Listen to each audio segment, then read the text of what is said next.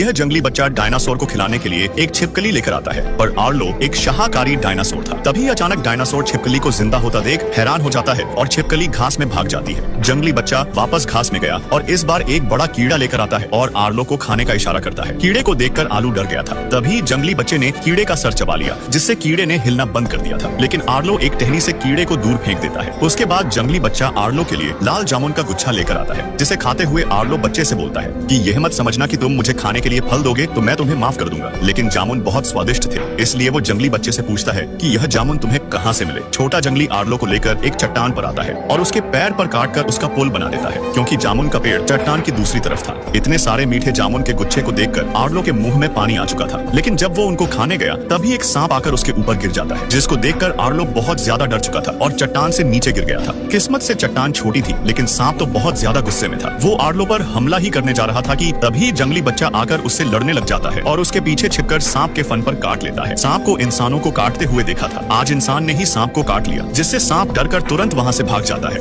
यह देखकर आर्लो के तो होश उड़ चुके थे। बच्चे ने डायनासोर की जान बचा ली थी, जिसके बाद वापस घर लौटने के लिए आर्लो जंगली बच्चे के साथ में सफर करने का फैसला कर लेता है। जंगली बच्चा डायनासोर के रास्ते में आने वाले सारे जानवरों को भगा रहा था, जिसको देखकर आर्लो को भी मजा आने लगा था। यह छोटा जंगली बच्चा एक बिल में फूंक मारता है, तभी चूहा दूसरे बिल से बाहर आ जाता है, जिसे देखकर डायनासोर आर्लो भी यह आजमाना चाहता था। तभी आर्लो एक गहरी सांस लेता है और जोर से बिल में फूंक मारता है, लेकिन ताकत कम होने के कारण चूहा आधा ही बाहर आ पाता है। यह देखकर जंगली बच्चे को डायनासोर पर हंसी आ रही थी। तभी आर्लो पूरा दम लगाकर फिर से बिल में फूंक मारता है, जिससे 3 चूहे बाहर तो आते हैं, लेकिन आर्लो की सांस फूलते ही चूहे वापस बिल में चले जाते हैं। आर्लो समझ नहीं पा रहा था कि वो डायनासोर होकर भी एक बच्चे से फूंक मारने में कैसे हार सकता है, इसलिए आखिरी बार उसने लंबी सांस लेकर अपनी पूरी ताकत लगा दी थी, जिसके अगले पल ही सारे चूहे बिल से बाहर निकलकर हवा में उड़ जाते हैं और उनकी बारिश हो जाती है। दोनों को यह खेल खेलने में बहुत मजा आ रहा था, लेकिन जैसे ही सारे चूहे डायनासोर के शरीर पर चढ़ने लगते हैं तो डर के मारे आर्लो चिल्लाता उछलने लगा था। इतने सारे चूहों को देखकर आर्लो की फट चुकी थी। तभी एक छोटा चूहा आर्लो के पैर को काट लेता है, जिससे वो इतना डर गया था कि तालाब में गिर जाता है। आर्लो को तैरना नहीं आता था, इसलिए जंगली बच्चे ने तालाब में कूदकर उसे तैरना सिखा दिया था। जब दोनों पानी से बाहर आते हैं तभी जंगली बच्चे को कुछ गड़बड़ दिखाई देती है और जब आर्लो ने अपने शरीर को देखा तो उसकी पेंट गीली हो चुकी थी। खेलते खेलते आर्लो थक चुका था, इसलिए वो जमीन पर पड़े फलों को खाने लगा था। वो थोड़े से फल जंगली बच्चे को भी देता है, लेकिन बच्चे ने देखा ये फल तो सड़ चुके हैं, जिसको खाने के बाद दोनों का माथा घूम जाता है। दोनों को सब कुछ ऊट पटांग दिखने लगा था, जैसे कि उन्होंने कोई नशे की चीज खा ली हो। होश आने पर दोनों ने अपना सर पकड़ लिया था। फिर रात में दोनों नदी किनारे बैठकर आराम करने का फैसला करते हैं। दोनों अपने अपने परिवार के सदस्यों के बारे में बताते हैं, जिससे दोनों में अब काफी गहरी दोस्ती हो चुकी थी। अगली सुबह जब जंगली बच्चा उठता है तो वो तुरंत भागकर आर्लो को जगह बदलने के लिए कहता है, क्योंकि थोड़ी देर बाद यहाँ पर भयानक तूफान आने वाला था। एक जंगली बच्चा और एक डायनासोर तूफान में आगे बढ़ रहे थे, पर तभी आर्लो अचानक